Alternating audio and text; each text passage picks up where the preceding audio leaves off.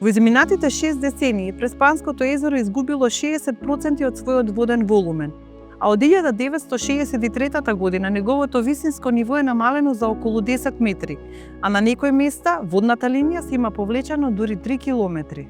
Преспанско езеро можеби и не се регистрирани или нема регистар на подземни бунари и на механизми кои што се користат за наводнување на обработливите површини. Наитно мора да се воспостави регулирано искористување на водата, подземната, меѓутоа и површинската за наводнување. Исто така големо внимание мора да се посвети на притоките кои што се, како што веќе спомнав, едни од најглавните загадувачи на Преспанското езеро. Мора да се санираат дивите депонии во регионот и нормално рационално искористување на природните ресурси.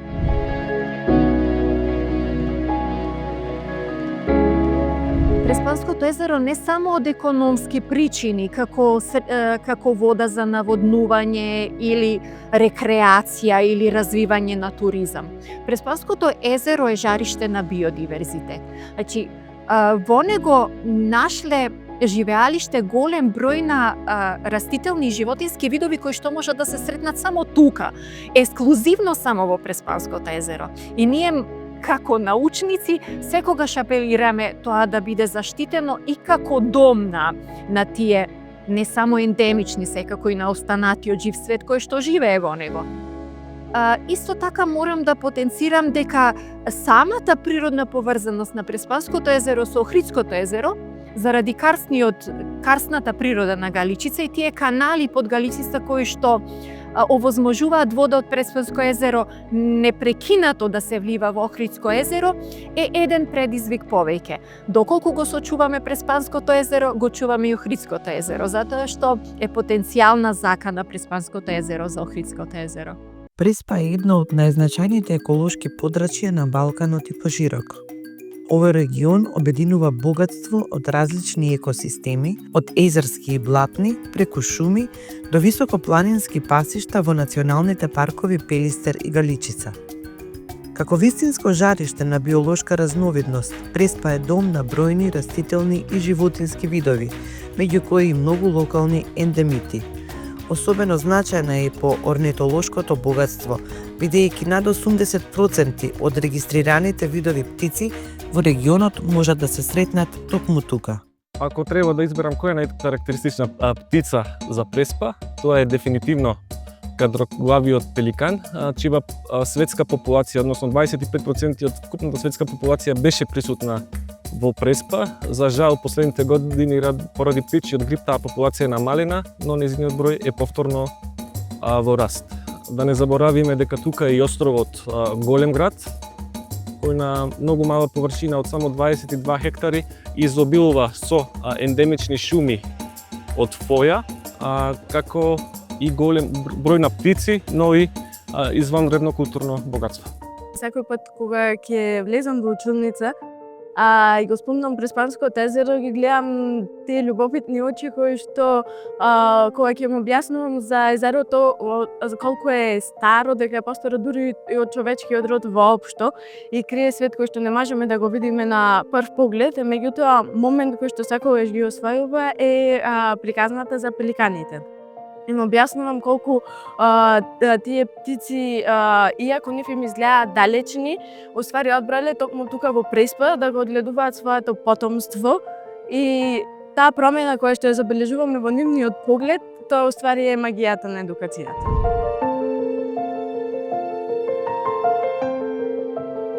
Излегувањето на терен и работењето во заштитено подрачје представува одговорност, но истовремено и исполнетост.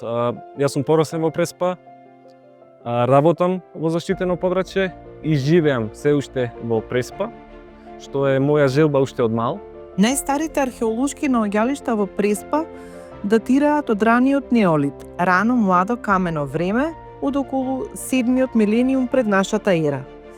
На локалитетот Кременица, кај Долна Бела црква, се откриени живеалишта, керамика и камени алатки, а поединечни неолитски наоди има и на Голем град и кај Стења. Овие откритија потврдуваат дека Преспа била дел од процесите на неолитизација и рано трајно населување уште во предисторијата.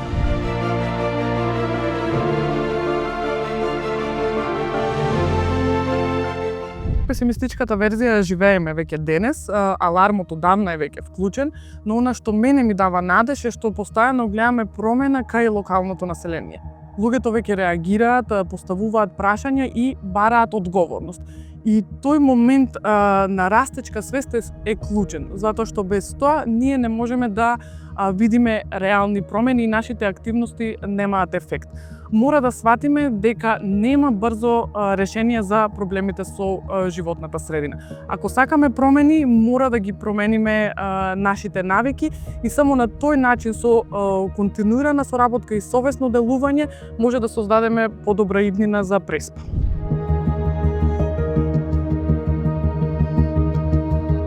Преспа се уште ја нема изгубено шансата, но мора заеднички да делуваме на секое ниво.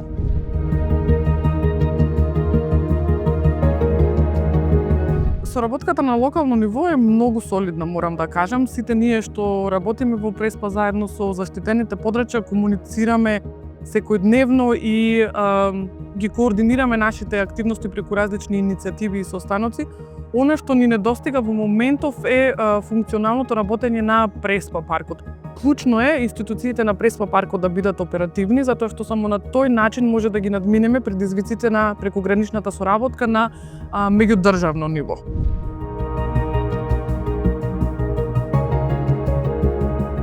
Иако Преспа ја делат граници, таа е еден екосистем и затоа Македонското еколошко друштво заедно со своите партнери од Грција и Албанија ја формираше Преспанет, мрежа која ни овозможува заеднички да делуваме и да ги зближиме заедниците од сите три страни на Преспа, затоа што само на тој начин може да постигнеме вистински ефект. Prespa is a very small inland municipality, true, but it's internationally and nationally recognised for its exceptional natural values. And I think that Greek visitors in particular have a really strong affection for the area.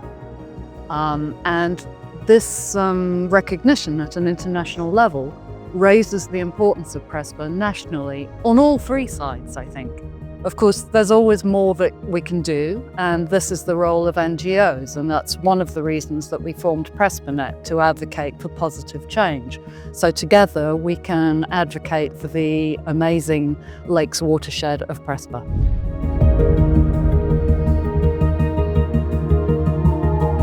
It's one watershed and it's one lake's ecosystem, but it's within 3 countries.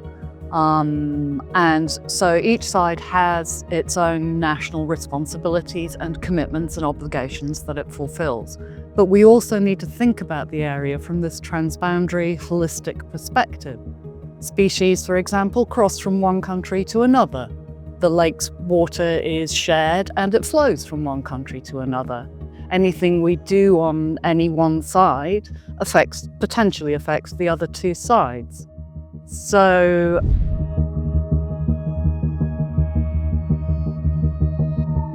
Prespa is fortunate, I think, in that we've had a lot of cooperation already. So the 2000 declaration by the 3 Prime Ministers for the establishment of the Transboundary Prespa Park and the subsequent 2010 international agreement with the EU are really good examples of that. If I have a recommendation, I think it's that we should focus on fully implementing the agreement together and making as high an effort as possible, a high combined effort as possible for the nature and people of Prespa. As Prespanet, we tried to bring together young people across the borders through joint summer schools, trainings, workshops, which actually have produced quite good results. Many of these young people are now part of our Prespanet team, working with staff in Tirana, Resen, Skopje, or in the Greek side of Prespa, working with our partners SPP. And I think this is one of the very valuable results of our work, because we have contributed to raise strengthen and integrate more young people into the work for nature conservation, and especially for areas which are a bit remote, like his Prespa Transboundary Park area.